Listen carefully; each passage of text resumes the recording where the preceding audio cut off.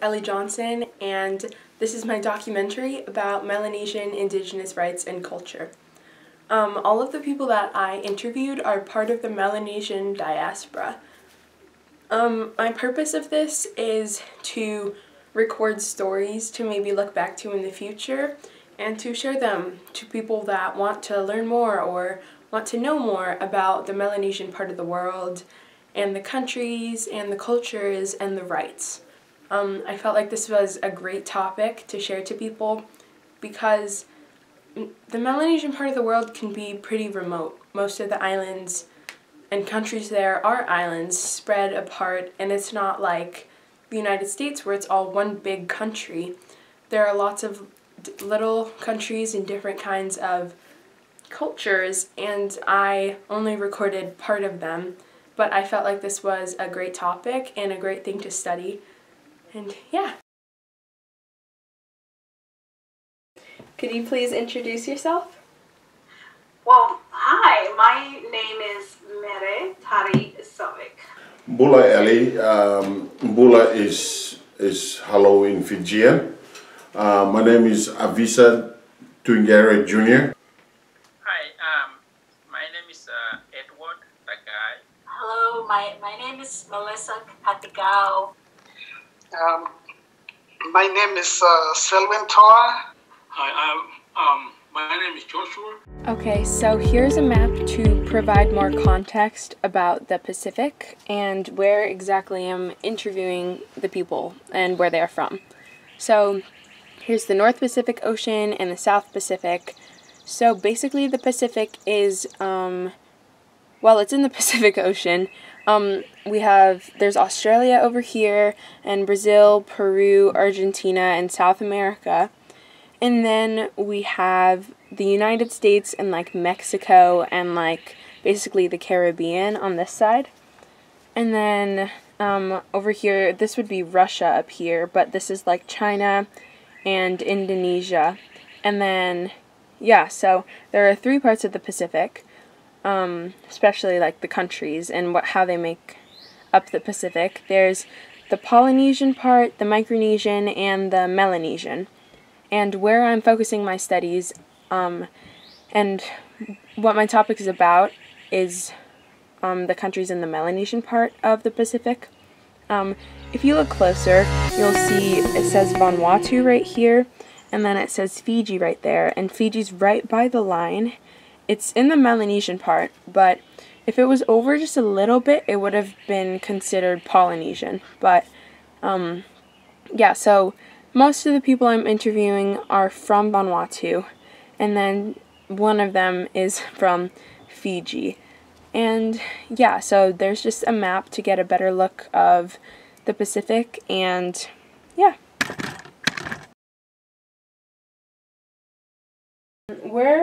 Tell me about where you're from. I'm from Vanuatu. It's in the South Pacific. It's between Fiji and Australia. And I'm from the island that is the last island that is called Anichum. I am from Fiji, and I am from the island of Matuku in the Lau group. My dad is from Matuku in Fijian. We always say where we're from is where my dad is from. I'm from Vanuatu, and now I live in the U.S. Okay, and did you grow up in Vanuatu? Yeah, I did grow up in Vanuatu. And how many years did you live there for? I lived there for 29 years. When did your country become independent? My country became independent in 1980. When did your country become independent? So Vanuatu we got our independence on July 30, 1980. And who was ruling? We were colonized by British and French. Oh, 2 countries. Yes. And When did your country become independent? My country became independent in 1980, 30th of July. And who was ruling your country before it became independent? So before we were independent, before we came Vanuatu, the country came Vanuatu, it was a colony we have British, ruled by the colony, British and French. So, do you think that your country's independence affects the way that your rights are heard and served? In some ways, yes. In some ways, it did. Because, I look at some of the countries that haven't gained independence. It is a very hard thing. And freedom is, it's a beautiful thing, but at the same time, it's something that should not be taken for granted. So I would say since Vanuatu is only 14 years old, it is one of privilege. When talking about these countries that are not independent, Marae is referring to West Papua, which is controlled by Indonesia, and New Caledonia, which is controlled by France. Even though these countries are not independent, both New Caledonia and West Papua have strong ties to their Melanesian Wantoks. Wantok means brother and sister in Pidgin. Okay, so do you think that your country's independence affects the way that your rights are heard and served?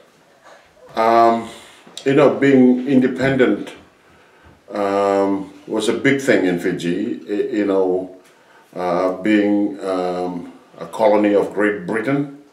During the independent, the British left a big void in our country.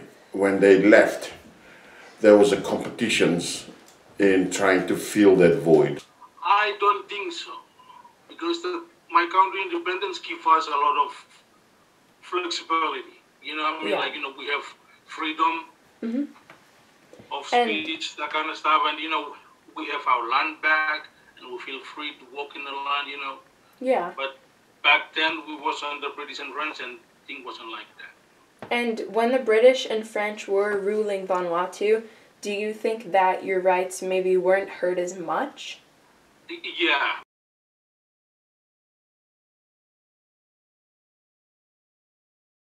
And what are some ways that stories have passed through the generations?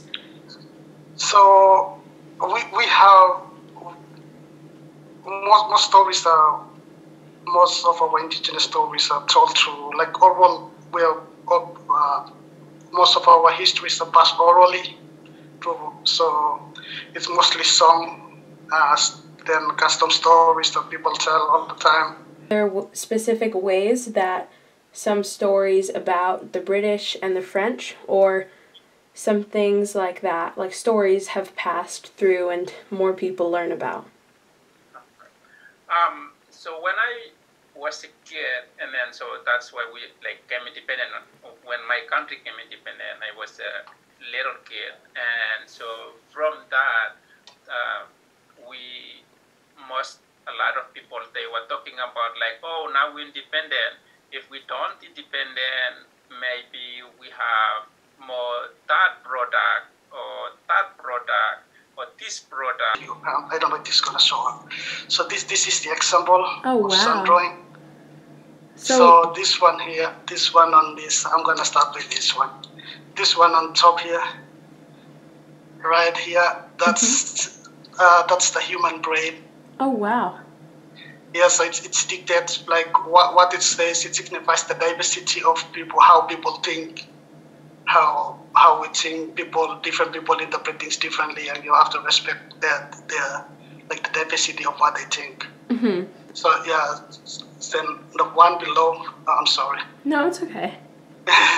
The one in between here. This is yeah, okay. That's okay. So that right there. That's it's the gardening method. It's like how you cultivate your land. So it's pretty much like it's a 4-year rotation. So you start doing a garden on this land for a year. The next year you move to other parts of the garden. Then you leave this land to be revitalized. Then you move. Then after 4 years it comes back to a full cycle. Wow. So yeah, that's so it's really pretty cool. much. Then yeah, the one here, this one here is called we call it Fatangale. So it's pretty much it's like the where you in our spiritual belief, it's where you get your last rites before you go to heaven. Oh wow. So yeah, so it's so those drawings. So like there's a bunch of them. People start learning it from early age. So when you grow up with all these different. Orally, just told. Like at one time, like it changed a lot right now, because I remember growing up. You know, we used to just sit around by the fires and just stories before we go to bed. Like my grandparents would tell stories of my mom. It actually changed a lot. Like since I think the cell phones started being like on the island around 2010. So right now it changed a lot. Like cell phones is the new thing. Even though people live on the island, they love staring at the little screens. Yeah. But come back to the question. Yeah, it's usually orally. But I don't think we're losing a lot, but it definitely is changing a lot. That's right. So do you feel like people's thoughts about indigeneity have changed through the generations? I think that's kind of like changed rapidly, because the way of life now is changing. It's changing a lot, because people in the capital, they kind of like live more like a Western people. You know, they want their living will be more like here. I think so. As far as an even watch person, that hasn't really changed that much, because that's who you are. But in terms of like, if you're speaking about the West, I think that at this time in century, this time in the 21st century, it's really have come about. That's a tough one. I feel like that depends on how people interpret identity and how they see themselves. Yeah. As much, and then it's like it also cuts through who is indigenous, and so it's a tough.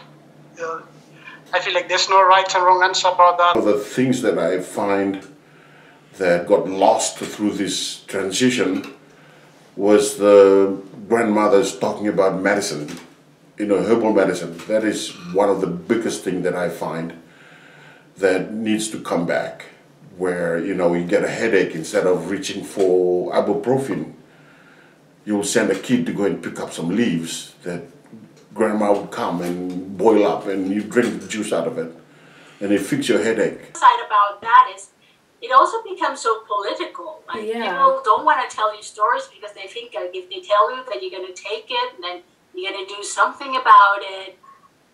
Instead of just sharing it, because it becomes political, because it goes to rights and customs. And, at one time, they were just part of the island. It wasn't like categorized as custom or culture. It was just the way of life at one time. Yes, after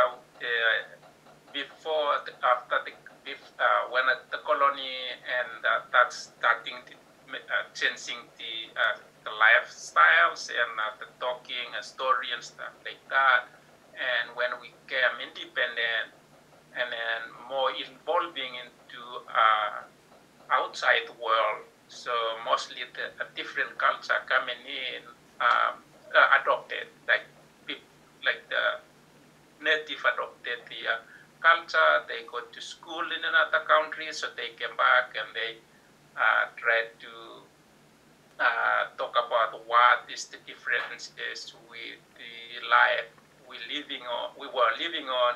So now it's gonna be changed that way. So yeah. Thank you so much for watching.